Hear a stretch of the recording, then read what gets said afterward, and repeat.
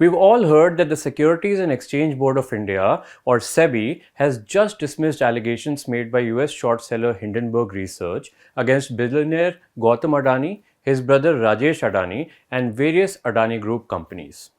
We've also been hearing that this is a complete clean chit by the market regulator to the Adani Group. But that may not be the complete picture. Why? In this edition of Everybody's Business, we'll talk about the allegations Hindenburg leveled against the Adani Group, what two final investigation reports released by SEBI say, how a part of the probe may still be left, and how the group has been impacted since 2023. In the two final orders based on its investigations, the regulator said that there was no violation of related party transactions by Adani's companies.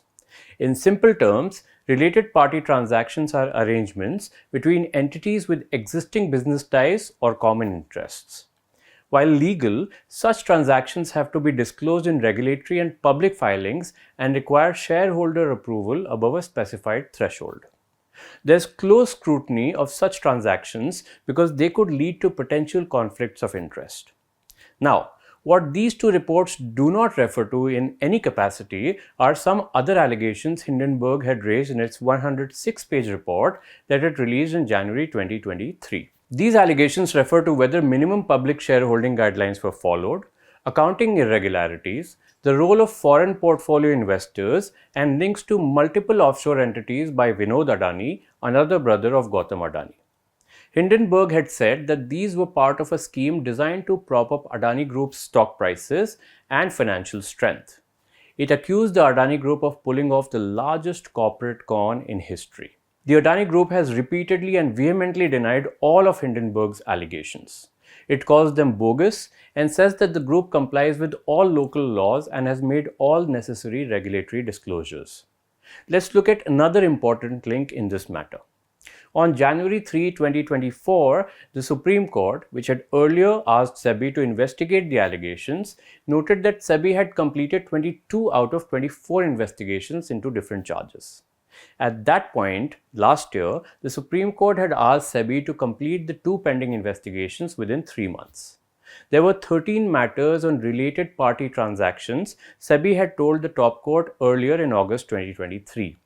And on Thursday this week, it released two final reports on related party transactions. News agency Bloomberg reported on Friday that the regulator was still investigating some accusations leveled by Hindenburg and that for now, it appeared to have only a partial reprieve. The report quoted an unnamed person as saying that at least 3 to 4 issues were still being examined and that SEBI had not yet received a response from some stakeholders. At the same time, two sources were quoted by Reuters as saying that the regulator was still looking into more than a dozen allegations that the Adani Group and its offshore funds broke securities regulations. So, that's the part we don't know. That's the unknown at this point. Now, let's move on to what we do know. We know that SEBI has released two final reports on the Adani Group.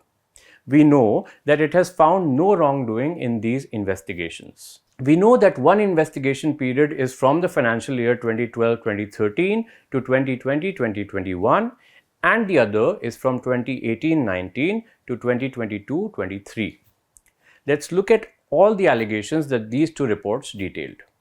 Hindenburg had said that related entities such as Milestone Tradelix Private Limited, Revar Infrastructure Private Limited and Adi Corp Enterprises Private Limited were used by the Adani Group as conduits to route funds from various group companies to listed companies which were Adani Enterprises Limited and Adani Power Limited. It said that despite Adi Corp Enterprises' modest financial profile, 4 Adani Group companies lent it 620 crore rupees in 2020. And that there was no disclosure of these transactions in the financial statements of the Adani Group lenders, several of which are publicly listed. Now, this could sound a little complicated, but stay with me as I try to detail it for you. There were allegations around the fact that Adani Ports and Special Economic Zone Limited transferred funds as loan to Adi Corp Enterprises. And Adi Corp then transferred funds as loans to Adani Power Limited.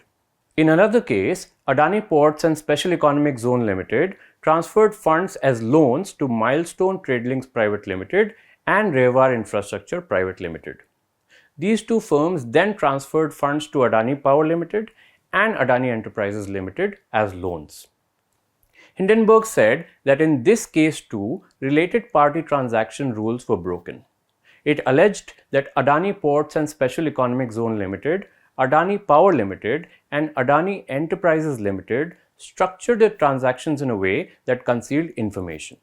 It said that all the funds were routed through Adicorp, Milestone and Revar in circumvention of rules. It said that the listing obligations and disclosure requirements or LODR and prohibition of fraudulent and unfair trade practices or PFUTP norms were broken. Introduced in 2015, LODR dictates that companies listed on the Indian stock exchanges share timely and accurate information with investors and the public.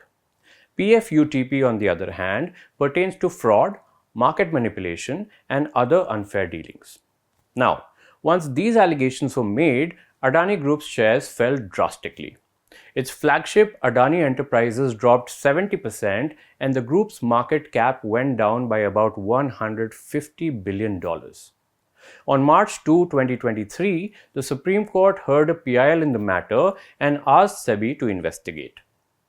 It also set up a 6-member panel led by retired Supreme Court Judge A.M. Sapre to check whether there had been any regulatory failure on part of the SEBI. In its report submitted in May that year, the committee said that the allegations of stock price manipulation could not be proved at that stage. It also said that taking into account the explanation by SEBI, it couldn't be said that there had been any regulatory failure. After carrying out its initial investigation, SEBI issued a show cause notice dated January 15, 2024 to Adani Group firms and officials. Now, let's look at what SEBI found in these two instances for which it has released its final reports. The regulator said its investigation found that Adani Power Limited repaid the loans to Adicorp along with interest, and Adicorp in turn repaid the loans to Adani Ports and Special Economic Zone Limited with interest. Similarly, Adani Power and Adani Enterprises repaid their amounts to Milestone Tradelinks and Revar Infrastructure along with interest. And these two entities repaid the amounts to Adani Ports and Special Economic Zone Limited with interest. Basically, loans were given but also repaid with interest in various batches during the investigation period. It's important to note, and this is according to the SEBI report, that at the time these loans took place, the law defined related party transactions in a narrower way. It only covered direct deals with related parties. The wider definition, which includes routing funds through third parties, was introduced only later through a 2021 amendment that took effect prospectively from April 2022 with a glide path till April 2023. SEBI pointed out that this was a substantive change in law and could not be applied to past transactions. The amendment to the LODR regulations expanded the definition of a related party transaction to include transactions with an unrelated party if the purpose and effect of it was to benefit a related party. And because these transactions did not qualify as related party transactions under the earlier rules, the charge that Adani companies had committed fraud or manipulation also fell flat. There was no evidence of money being siphoned off or diverted, and all the loans had been repaid with interest before SEBI began its investigation. And with those two main points decided, the other allegations like failing to disclose related party transactions or not taking approvals automatically did not stand. By the way, I'm sure you know that Hindenburg shut shop earlier this year. Its founder Nathan Anderson, who started Hindenburg in 2017, cited the toll of the rather intense and at times all-encompassing nature of the work as the reason for his decision. He said that the firm had achieved what it set out to achieve. After SEBI released its two final reports on Thursday, shares in Adani Group companies surged on Friday. Adani Power rose 12.4%, closing at its highest since August 2024. Adani Total Gas gained 7.3% and Adani Enterprises moved up by 5.1%. Adani Green Energy rose by 5.3%. And the chairman of the Adani Group, Gautam Adani, made a post on X. He said that after an exhaustive investigation, SEBI had reaffirmed what his group had always maintained, that the Hindenburg claims were baseless. I'll quote him. Transparency and integrity have always defined the Adani Group. We deeply feel the pain of the investors who lost money because of this fraudulent and motivated report. Those who spread false narratives owe the nation an apology. Our commitment to India's institutions, to India's people, and to nation building remains unwavering.